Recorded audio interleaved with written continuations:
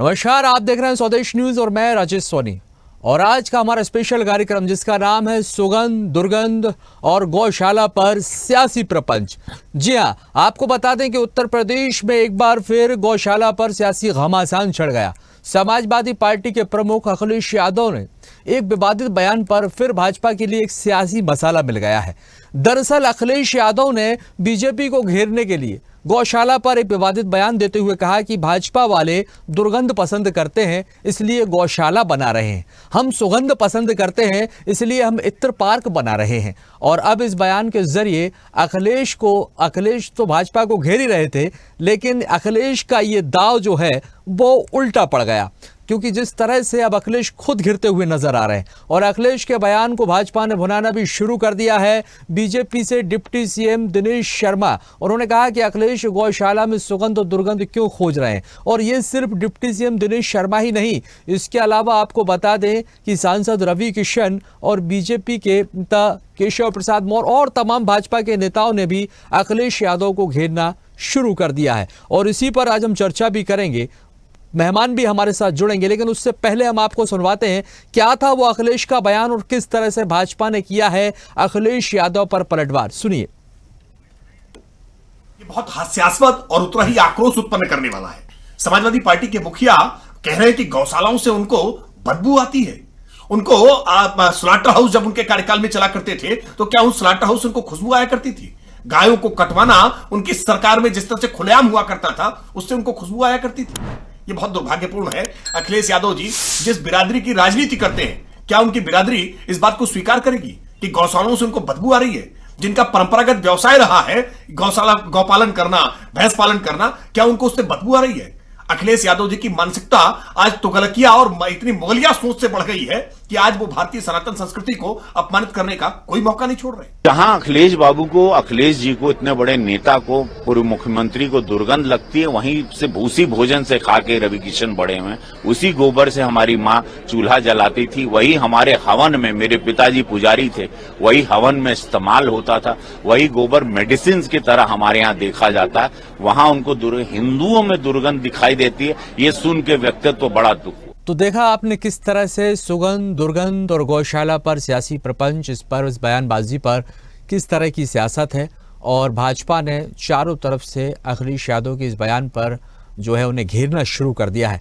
अब इसी पर मेहमान हमारे साथ जुड़ गए हैं, मेहमानों का परिचय आपसे करवाते हैं, फिर हम चर्चा को आगे बढ़ाएंगे। हमारे साथ आशीष तिवारी जी हैं, बीजेपी नेता हैं। आशीष जी, आपका बहुत बहुत स्वागत है। और साथ ही हमारे साथ रविंद्र प्रताप सिंह जी हैं, जो समाजवादी पार्टी के प्रवक्ता हैं। रविंद्र प्रताप सिंह जी, आपका भी बहुत स्वागत है। आप दोनों मेहमानों का स्वागत करते हैं। पहले मैं यहाँ पर रविंद्र प्रताप जी आपके पास आना चाहूँगा, क्या ज़रूरत थी इस तरह का बयान अखिलेश यादव जी को देने की? क्योंकि जिस तरह से यदि गौशाला पर यह बयान दिया गया है तो क्या ये माना जाए? अब देखिए, भाजपा इस पूरे बयान को सनातन से जोड़कर देख रही है। एक मुद्दा बीजेपी को मिल गया है और बीजेपी अब ये कह रही है कहीं ना कहीं ये सनातन का अपमान है। जो इसके पीछे पड़े हैं दिनेश शर्मा, फिर सनातन का क्या महत्व है मैं बताता हूँ। उन्होंने कहा था कि माता जानकी टेस्ट ये भी है, हम उनके पीछे पड़ जाए क्या? फिर नरेंद्र मोदी ने कहा था बेटी पढ़ाओ बेटी पटाओ, पीछे पड़ जाए क्या? फिर इसी प्रधानमंत्री नरेंद्र मोदी ने सहारनपुर में कहा था कि सहारनपुर की लड़कियां पीछे पड़ जाएं क्या? अब आते हैं जो माननीय अखिलेश जी ने कहा। अखिलेश जी ने कहा कि भाजपा दुर्गंध पसंद करती है। कारण ये था कि जब से भाजपा 10 साल से आई है, इतना दुर्गंध मचाई हुई है भाजपा कि पूरे विश्व अभी कल परसों है फिर इंटरनेशनल रिलीजियस फ्रीडम ने फिर एक अपना लिस्ट जारी किया। हम वॉच लिस्ट में हैं और हमारे ऊपर कड़े प्रतिबंध लगाने की बात की जा रही है। यहाँ तक कि रॉ पे प्रतिबंध लगाने की बात की जा रही है। ये दुर्गंध फैलाई है भारतीय जनता पार्टी ने, उसी दुर्गंध की बात कर रहे हैं वो। अब उन्होंने कहा कि जो गौशाला से दुर्गंध आती है, गौ माता से नहीं कहा, गोबर से नहीं कहा। सुनने वाले और ये जो अफवाह मीडिया है ना, ये वास्तव में गौशाला से दुर्गंध आती है, बताएं कैसे? इन्होंने गौशाला बनाए और उसमें गौ माताएं तड़फ तड़फ के मर गईं, पानी के बिना तड़फ तड़फ के मर गईं। दुर्गंध आती थी, भयंकर दुर्गंध आती थी। चारे के बिना मर गईं, पानी के बिना मर गईं, गर्मी से मर गईं और ठंडक से मर गईं, आती थी दुर्गंध। अब इतने अगर ये माँ गौ माता के प्रेमी हैं, यही बात जरा मेघालय, मिजोरम, नागालैंड में बोल के देखें और बताएं, जो मांस निर्यात में पहला दूसरा स्थान पाते हैं नरेंद्र मोदी जी के नेतृत्व में, तो उसमें कितनी गौ माताएं कटती हैं वो भी बताएं। उसमें भी उत्तर प्रदेश का पहला स्थान है, बताना पड़ेगा इनको। बात कहीं से गौ माता पे नहीं है, बात दिनेश शर्मा से पूछनी पड़ेगी, उन्होंने माता जानकी का नाम लेके कहा था। बात कहीं से गौ माता पे नहीं है, गौशालाओं से है। जो भी गौशालाएं, पहली बात तो इन्होंने कहा था कि हम एक पशु आरण्य बनाएंगे, बुंदेलखंड में आज तक नहीं बनाया जुमला। जो भी गौशालाएं बनाई दुर्गंध आती हैं, बहुत भयंकर दुर्गंध आती हैं, गौ माताएं सड़ी हैं, कुत्ते नोचे हैं उनको। अब भाजपा इस पाप से उबर नहीं पाएगी जो गौ हत्या कराया भाजपा ने। चलिए, आप आती उनके है, बयान का वास्तव में जिस तरह आती से है। खंडन कर रहे हैं, अब आपका ये कहना है कि ये विषय गौशाला पर नहीं, गौशाला की अव्यवस्थाओं को लेकर उन्होंने बयान दिया, लेकिन भाजपा बात। ने इसे दूसरे तरीके से लिया। मैं इसका जवाब ले लेता हूं। पहले आशीष जी हमारे साथ जुड़े हैं। आशीष जी, ऐसा ही है क्या? वो स्थिति की चर्चा कर रहे थे और वो बताना चाहते थे कि देखिए गौशालाओं की स्थिति क्या है, आपने इसे सनातन के अपमान से जोड़ दिया। देखिए, एक कहावत है कि जब नहीं था वहां पे कूदा तो क्यों लंका में कूदा। ठीक है, जब आप अपने बयान के ऊपर अगर ठहरने की हैसियत, हिम्मत और औकात नहीं रखते हो और उसके बाद में आपको तमाम तरीके की बातें बनानी पड़ जाती हैं, तो ऐसे बयान भैया देते ही कहे हो। कौन से डॉक्टर ने आपको बता दिया कि आप ऐसे बयान दो कि वापस में फिर आपको भी उसमें समझाना पड़ जाए? नहीं नहीं, हमने तो ये नहीं कहा था।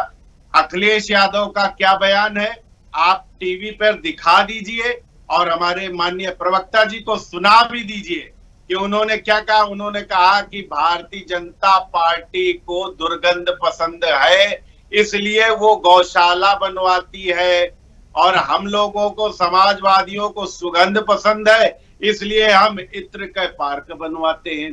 तो ये क्या बयान है कि भारतीय जनता पार्टी को दुर्गंध पसंद है, इसलिए वो गौशाला बनवाती है। ठीक, इसमें ये नहीं कहा कि गौशाला की अव्यवस्थाएं बहुत है और वहां पे गोबर की बदबू और ये और कुत्ते नोच रहे हैं और मिजोरम और टेस्ट ट्यूब बेबी। जब नहीं है आप लोगों में इतना दम कि आप अपने स्टैंड कर पाए, क्योंकि समस्या क्या है कि आप लोग हो गए हो वोटों के तुष्टीकरण में इतना ज्यादा नीचता की राजनीति पर उतारू हो चुके हो कि आपको सनातन से, हिंदू से दुर्गंध आने लगी है। राम मंदिर का निर्माण होता है तो आपको जाना नहीं, हमको निमंत्रण नहीं भेजा गया, हम तो बहुत बड़े वो हैं, राजा हैं, हमको निमंत्रण भेजा जाए, आपको मंदिर के लिए निमंत्रण भेजा जाए कि आप दर्शन कर लीजिए। होली आती है तो आपको पानी की बर्बादी दिखती है, महाकुंभ आता है तो आपको तरह तरह की वहां कमियां दिखने लगती हैं। अब यहाँ पर आपको गौशालाओं से दुर्गंध आ रही है, हिंदुओं से इतनी नफरत कर कर कहां जाओगे साहब? कोई राजनीति की कोई शुचिता रखोगे कि सिर्फ वोट बैंक में इतना खो जाओगे? यदि कोई आशीष जी मंदिर नहीं गया तो इससे ये तय तो नहीं होता कि उसके मन में आस्था नहीं है। आप यह तो नहीं कहेंगे कि मंदिर जाने से ही आस्था सिद्ध हो जाती है, व्यक्ति मन में भी आस्था रख सकता है। चलिए, फिर भी मैं लौट रहा हूं, आपके सवाल का जवाब लेता हूं मैं रविंद्र प्रताप जी से। रविंद्र जी, एक मिनट। आपके मंदिर जाने ना जाने से आस्था नहीं होती, लेकिन आप टीका टिप्पणी तो करते हैं ना। ठीक है कि हमको बुला के आता इसलिए हम नहीं गए। अरे वो आस्था ना आस्था वो एक अलग विषय है और उसको आज ना लाइए। आज का जो विषय है, जो अखिलेश यादव अपने को बताते हम यदुवंशी हैं, हम तो कृष्ण के उसमें चले आ रहे हैं वंशावली में, और भगवान कृष्ण और नंद बाबा जिनका गायों के साथ में क्या स्नेह क्या प्रेम रहा है, जो गायों के बिना ये लोग रहते नहीं थे, आज उसी गोवंश के। और आज तो यादव समाज और यदुवंशी अखिलेश यादव को माफ नहीं करेगा। क्यों?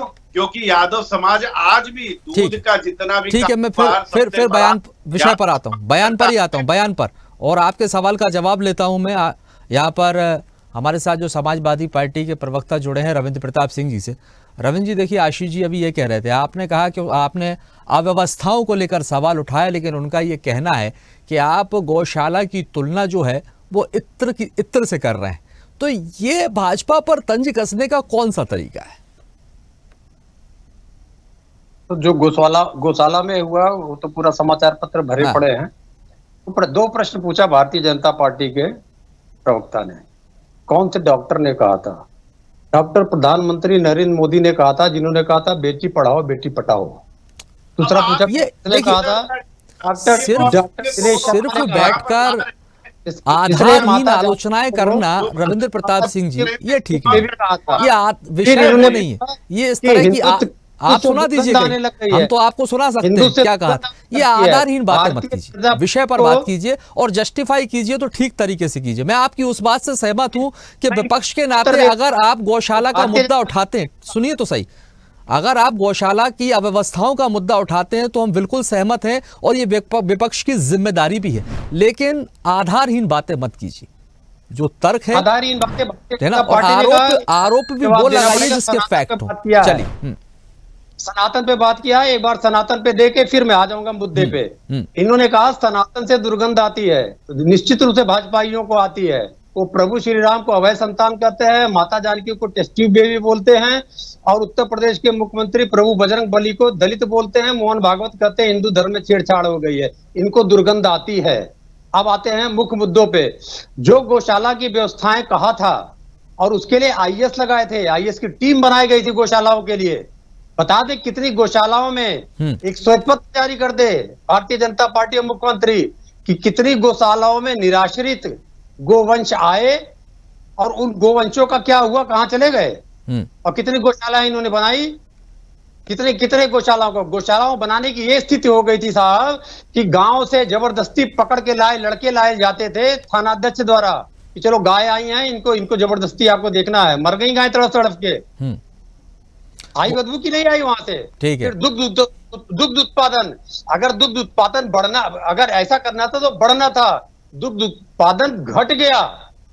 तो ये भावनात्मक बातें ना करें, वास्तविकता बातें करें। और जो आपने कहा ये वो बातें हैं, ये आप देखिए, ये विपक्ष की जिम्मेदारी है। ये आप समझाइए अपने प्रमुख को, किस तरह से आरोप लगाइए ताकि कम से कम बीजेपी को भी बैठे बैठाए ऐसा मुद्दा ना मिले कि सनातन से जोड़कर भाजपा आपको ही घेरना शुरू कर दे। आप घेर बीजेपी को रहे हैं, घेरना खुश।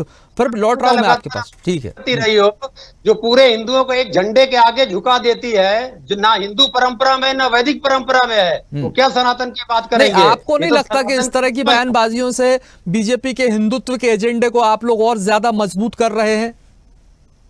है ही नहीं एजेंडा। वो हिंदुत्व को खत्म करना चाहती है, इसीलिए नया नाम दिया सनातन। या तो वैदिक धर्म या तो हिंदू धर्म। सनातन एक एडजेक्टिव है जो लगातार चलता है।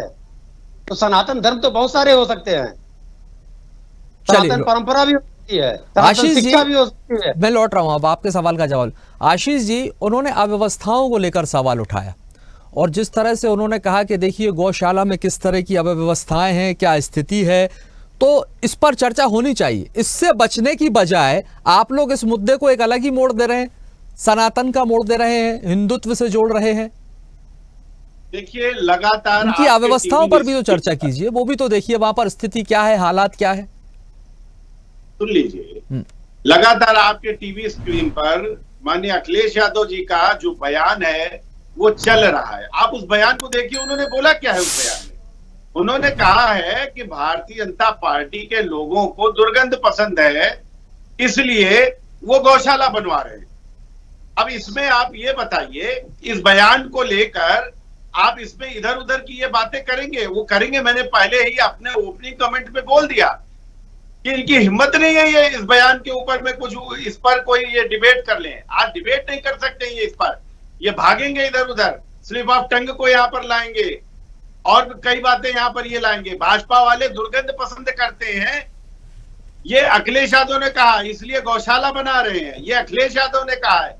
इसमें कहां व्यवस्था की बात है, आप बता दीजिए ना। और आप या तो फिर हमारे आरपी सिंह साहब बैठे हुए, आप इनसे पूछ लीजिए कि इसमें अव्यवस्था की बात कहां पर है, ये कौन नहीं। तो उसमें यह भी तो हो सकता है आशीष जी देखिए, अव्यवस्थाएं हैं, दुर्गंध फैल रही है, साफ सफाई समय पर होती नहीं है तो दुर्गंध फैलेगी। अब आप लोग उसको मुद्दा बनाए जा रहे हैं, घेरने की कोशिश कर रहे हैं। अरे भाई, जो बड़ा फायदा लेने की कोशिश है तो चलो भाई, ये एक बड़ा कार्ड हाथ लग गया है। आप बताइए, अखिलेश यादव जी का बयान आप बताइए, कोट करिए उसको, क्या उन्होंने बोला है। मैं बता रहा हूँ, उन्होंने यही कहा जो आप कह रहे हो कि भाजपा को दुर्गंध पसंद है और हमें सुगंध पसंद है, इसलिए आप लोग गौशाला बना रहे हैं और हम इत्र पार्क बना रहे हैं, उन्होंने यह कहा। अव्यवस्था कहां से आ गई? इसमें अव्यवस्था में एक हमको आप बता दीजिए कि इस पूरे वाक्य के अंदर में अव्यवस्था आप कहां घुसेड़ देंगे बीच में? यहाँ पर कहां अव्यवस्था का कोई जिक्र हो रहा है भाई? थोड़ा तो समझदारी और बुद्धिमानी की बात होनी चाहिए डिबेट के अंदर में। तर्कहीन बातें अच्छी नहीं होती है। तो उनका ये कहना है कि अगर साफ सफाई नहीं होगी तो अव्यवस्था ही तो है, उसी से तो दुर्गंध फैलेगी। नहीं कहा है, अखिलेश यादव ने सीधा सीधा कहा है कि भारतीय जनता पार्टी के लोगों को दुर्गंध पसंद है, इसलिए वो गौशाला बनवा रहे हैं।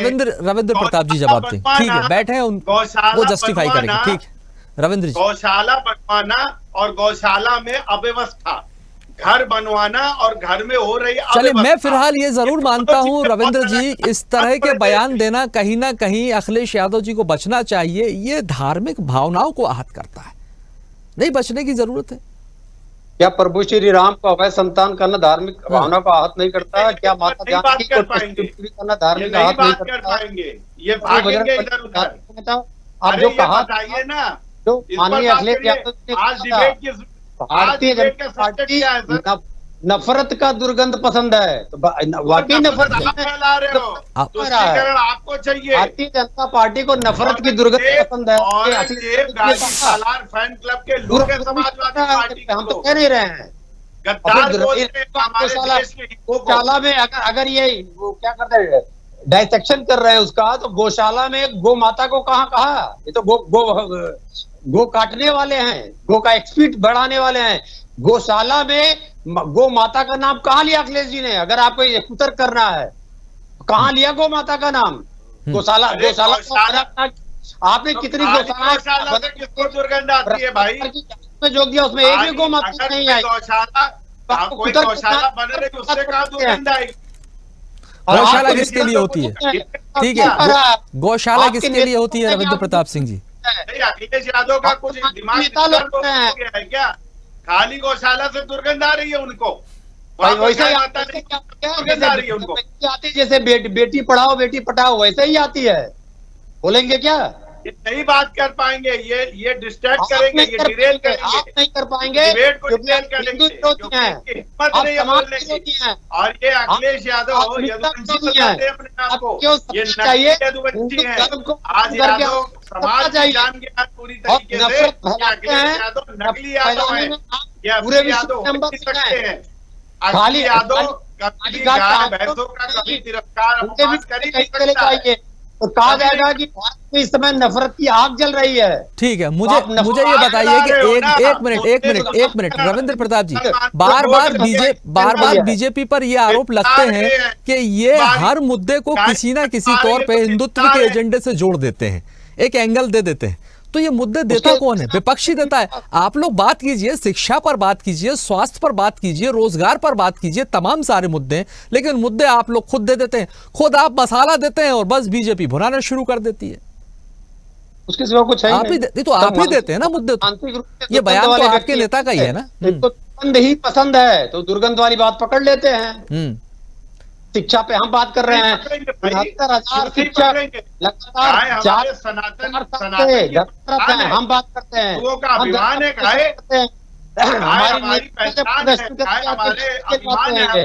हम आरक्षण पे बात करते हैं, हम नौकरियों पे दिया गया। पहले संविदा पे क्या आउटसोर्सिंग पे कर दिया, हम उसकी बात करते हैं। हम इनके झूठ की बात करते हैं, ये कहते हैं विकास हो गया, हम कहते हैं सबसे कर्जदार प्रदेश। आप यहाँ पर बैठे कर्नाटक में सबसे कम हो गई प्रदेश में, प्रति व्यक्ति उत्पादन क्षमता सबसे कम हो गई। ये दुर्गंध की राजनीति करते हैं, तो इनके दिमाग में झूठ और दुर्गंध बचा है। ये झूठ और दुर्गंध के सिवा कुछ भी नहीं है। इलेक्शन मैनेजमेंट है, वो भी चुनाव में निकल जाएगा। क्या आरक्षण की बात कर रहे हैं? ये कह रहे हैं हम आरक्षण की बात करते हैं। कर्नाटक में धर्म के आधार पर 4% नहीं, मुसलमानों को आरक्षण यही तो सवाल है कि आखिर इस तरह के मामलों पर ये वो कह रहे हैं क्या। विरोध करेंगे उसको। एक मिनट रविंद्र प्रताप जी, आशीष जी, क्या ध्रुवीकरण की कोशिश की जाती है? इस तरह के बयानों पर ध्रुवीकरण किया जाए और फिर ज्यादा से ज्यादा फायदा लिया जा सके? आशीष जी, टीडीपी दे रही है तो गलत नहीं है, एक मिनट, गलत है। समाजवादी पार्टी सिर्फ और सिर्फ वोटों के तुष्टीकरण के लिए, सिर्फ मुसलमानों के वोट के लिए, वोटों के तो खराब, ये किसी भी हद तक जाने के लिए ये तैयार है। इनके पास में कोई मुद्दा नहीं। यहाँ पर माननीय मुख्यमंत्री जी उत्तर प्रदेश में 8 साल बेमिसाल, हमने 8 साल में क्या क्या करा हम उसको गिना रहे थे। और वहां पर इनके जो सांसद हैं, पार्टी के नेता हैं, वो नेता बता रहे थे कि औरंगजेब बहुत महान था, औरंगजेब ने तो बहुत अच्छा कर दिया था। इनके सांसद रामविलास सुमन वहां पर राणा सांगा को गद्दार बताने का काम कर रहे थे। अरे इनके पास बात करने के लिए टॉपिक नहीं है, ये गद्दार बात नहीं भारत का विभाजन कराया, तो ये समझ में आ गया है कि ये भारतीय जनता पार्टी को आपके पूछे गद्दार थे, आपका विभाजन कराया, आपका नेता फजलुर रहमान पाकिस्तान का मंत्री बना है, गद्दार है, अंग्रेजों के साथ खड़े थे, आप गद्दार हैं। मुसलमानों की जी हजूरी करते रहो, मुसलमानों के लिए किसी भी स्तर पर करता हो, ये बैठे हुए हैं। आप फिर अगर खुद राजपूत समाज से आते हैं, मोदी किस लिए, ये समाजवादी पार्टी के महोदय बैठे हैं, ये खुद राजपूत समाज से आते हैं, और ये उस पार्टी में इनका जमीन इतना बढ़ चुका है कि ये राजपूत होते हुए भी पार्टी में ये बैठे हुए हैं जिस पार्टी ने राजपूतों का अपमान करा, और ये स्वयं राजपूत है, लेकिन पार्टी में इतना लीन है कि ये कुछ बोल नहीं सकते हैं, क्योंकि समाजवादी पार्टी की भक्ति में लीन है, ये राजपूतों ने राजपूत है, और ऐसे राजपूतों के ऊपर शर्म आ गई, समाज को शर्म आ रही है। राजा भैया पे कहा अंग्रेजों के पत्थरबाजी कर दी, पार्टी की आप खुद राजपूत हैं, आपको कम से कम मर्यादा खड़े रहेंगे। आपकी तरह दिमागी गौरवशाली इतिहास रहा है, आप अपने इतिहास को भूल गए हो पार्टी भक्ति में, क्या इतिहास रहा है। आप उस पार्टी में बैठे हुए हो जिस पार्टी ने राणा सांगा को गद्दार कहा, और आप आज उस पार्टी से डिफेंड करने के लिए आप बैठे हुए हो। होगी आज आप जैसे लोगों की वजह से राष्ट्र चाहिए आपको क्या है कि अपने ही लोग जो हैं वही गद्दारी, ठीक है, बहन बेटियां अंग्रेजों को बेच दिया। आप दोनों ही बात कर, देखिए जिस तरह से आपस में आप लोग एक दूसरे पर आरोप लगा रहे हैं, इसी आरोप प्रत्यारोप के बीच देखिए यहाँ पर न जात पात की बात होना चाहिए, सांप्रदायिक सौहार्द जो है वो बनाकर रखना चाहिए, बात होनी चाहिए मुद्दों की, और फिर चाहे सत्ता पक्ष हो चाहे विपक्ष हो, जितनी जिम्मेदारी सत्ता पक्ष की है उतनी ही जिम्मेदारी विपक्ष की भी बनती है कि विपक्ष पुरजोर तरीके से इन मुद्दों को उठाए और सरकार के संज्ञान में लेकर आए और दबाव बनाए कि इन्हें पूरा भी किया जाए। लेकिन जब बात इस तरह से धार्मिक भावनाओं पर आ जाती है, किसी तरह का कोई एक एंगल दे दिया जाता है विषयों को, तो ये अलग ही दिशा पकड़ लेते हैं। तो कहीं ना कहीं इनसे बचने की बहुत ज़रूरत है, और मैं यही कहूँगा कि अखिलेश यादव को भी इस तरह के धार्मिक बयान देने से बचना चाहिए, क्योंकि बीजेपी ताकि इसको मुद्दा बनाकर भुनाकर फायदा लेने की कोशिश भी ना कर सके। आप दोनों ही मेहमानों का फिलहाल के लिए बहुत बहुत शुक्रिया हमारे साथ चर्चा में शामिल होने के लिए, आशीष जी, रविंद्र प्रताप जी। तो सुगंध दुर्गंध और गौशाला पर सियासी प्रपंच, ये आज का विषय था, और उसमें आपने दो मेहमानों को सुना जिस तरह से अखिलेश यादव का बयान निकलकर सामने आया। अखिलेश यादव घेर तो भाजपा को रहे थे, लेकिन दाव उल्टा पड़ गया और खुद ही गिर गए। बीजेपी ने अब इस पूरे मामले को भुनाना शुरू कर दिया है, क्योंकि बीजेपी ने अब इसे हिंदुत्व से जोड़ दिया है। बहरहाल अब ये बयान कहां जाकर थमेगा, क्योंकि सियासत जोरों की देखने को मिल रही है, और कितना फायदा भाजपा इस पर ले पाएगी देखना बहुत दिलचस्प होगा। फिलहाल के लिए हमारे इस कार्यक्रम में इतना ही, और आगे की खबरों के लिए आप देखते रहिए स्वदेश न्यूज, क्योंकि सबसे पहले देश। ताजा खबरों के लिए लाइक, फॉलो और YouTube पर सब्सक्राइब कर बेल आइकन दबाएं। साथ ही ताजा अपडेट्स के लिए स्वदेशलाइव.com पर विजिट करें।